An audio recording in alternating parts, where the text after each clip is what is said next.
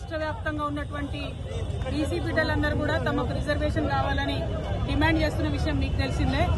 అయితే ఇవాళ ఎవరైతే రిజర్వేషన్లు ఇవ్వాలనో ఆ పార్టీలు కూడా వచ్చి బీసీ బిడ్డలు ఇచ్చినటువంటి బంద్లో పాల్గొంటామని చెప్పడం నిజంగా నవ్వులాటగా అనిపిస్తా ఉంది. ఇవ్వాల్సినటువంటి భారతీయ జనతా పార్టీ, దొంగ జీవోలు ఇచ్చిన మోసం చేసినటువంటి కాంగ్రెస్ పార్టీ, వీళ్ళు కూడా బంద్లో మేము పాల్గొంటా ఉన్నామంటే చాలా దారుణంగా ఉంది.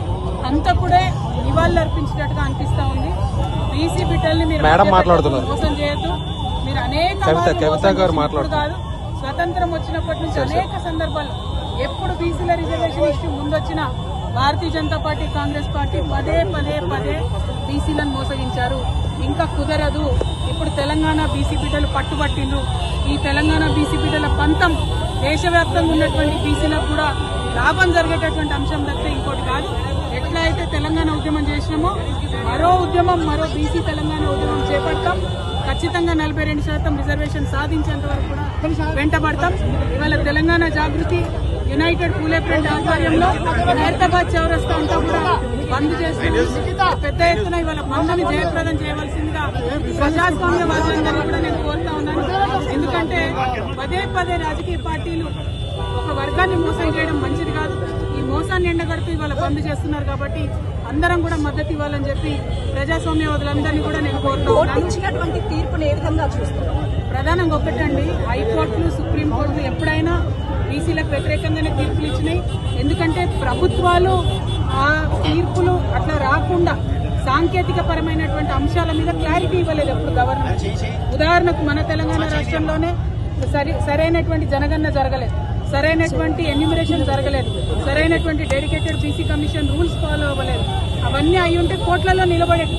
నిన్న ఇచ్చినటువంటి జీవో9 కూడా రిఫరెన్స్ వీళ్ళు ఏదైతే సవరించిన పంచాయతీరాజ్ చట్టం ఉందో దాని గురించి పెట్టకుండా పెట్టారు కాబట్టి జీవో9 కూడా కొట్టేశారు. అంటే చిత్తశుద్ధి లేదు పార్టీలకని తెలుస్తా ఉంది.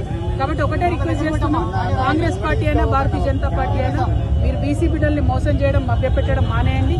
ఎన్నికలు ఇంకో 5-6 నెలలు కాకపోయినా ఏం ఒరిగేది లేదు, నష్టమేం లేదు. మహారాష్ట్రలో 5 ఏళ్ళు ఎన్నికలు కాలేదు, తమిళనాడులో 10 ఏళ్ళు ఎన్నికలు కాలేదు. అప్పుడే బీసీలకు రిజర్వేషన్లు వచ్చినాయి కాబట్టి ఆ విధంగా ప్రయత్నం చేయాలని చెప్పి నేను కోరుతా ఉన్నాం.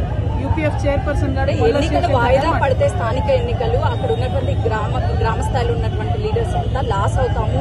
గతంలో ఉన్నటువంటి బిల్లులు కూడా ఇంకా పెండింగ్ ఉన్నాయి. మళ్ళీ అధికారంలోకి వస్తేనే బిల్లులన్నీ కూడా క్లియర్ అవుతాయని వాళ్ళు చెప్తున్నారు. మీరేమో ఎన్నికలు వాయిదా పడినా పర్వాలేదని చెప్తున్నారు. తప్పమ్మా, ఇదివరకు ఉన్నటువంటి బీఆర్ఎస్ సర్పంచ్ల బిల్లులు ఆపడం జరిగినట్టు కాంగ్రెస్ పార్టీ ప్రభుత్వం 2 సంవత్సరాల్లో బిల్లులు ఇవ్వలేదు. అనేక మంది సర్పంచ్లు ఆత్మహత్యలు చేసుకుంటే కూడా కరగలేదు ఈ ప్రభుత్వం.